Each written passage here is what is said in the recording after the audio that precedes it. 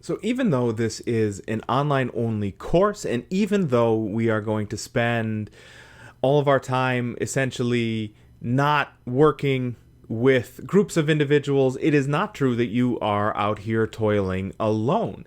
There are, in fact, at time of this recording, there are 15 of you in here, which is really a pretty full boat as far as a course that focuses on access is concerned. In this discussion, you will notice that, this video is in line with the previous videos, but there is a discussion posting underneath this.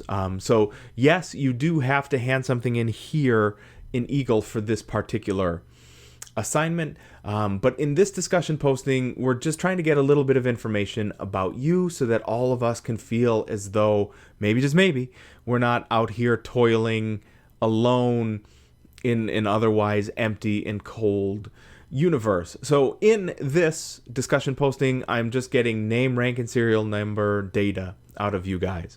So I literally mean name. Tell us your names. Please, please, please identify. If you want to be, if your name is Michael and you go by Mike, or your middle name, or any of that kind of stuff, please let me know, and I am happy to call you by whatever name it is that you prefer, as opposed to whatever the complete name is that I get in Eagle. So that's number one, your names. Number two, what program it is you are enrolled in, if you are enrolled in a program, or even just let us know if you are here for personal or career enrichment.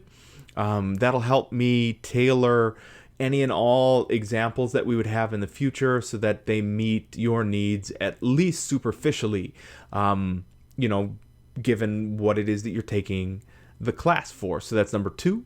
Number three, just so that everybody has an opportunity to hear it, your overall exposure or familiarity to databases. So you can say low, medium, and high, none at all, expert level, database ninja, whatever it is, wherever it is that you fall on that spectrum, just let us know. And finally, is a cocktail party fact, something that wouldn't be immediately well known to somebody else who was talking to you at a cocktail party. For those of you who have forgotten when we were able to congregate with more than one or two other people before the apocalypse, we would have cocktail parties, which are the same thing as barbecues, but if we replace Budweiser with wine, boom, you get cocktail party, because it's somehow classier.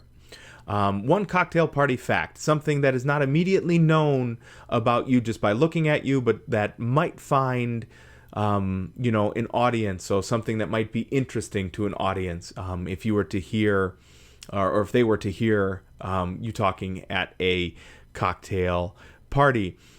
Just by way of a cocktail party fact, I will mention this. I've already mentioned, and you can see them here, the K4 classroom that I have turned my office into. But right over here off camera, thankfully off camera because it is messy as hell, are all the exercise equipment that I have down here. In the week in between summer 2 and fall, with the way that 2020 was going, I actually blew out my bicep and got to have surgery and feel like absolute misery for the 1 week off I was going to get this year. So that required no movement on that arm whatsoever for 2 months, and now we are 4 months later, and I can finally lift up to 20 pounds.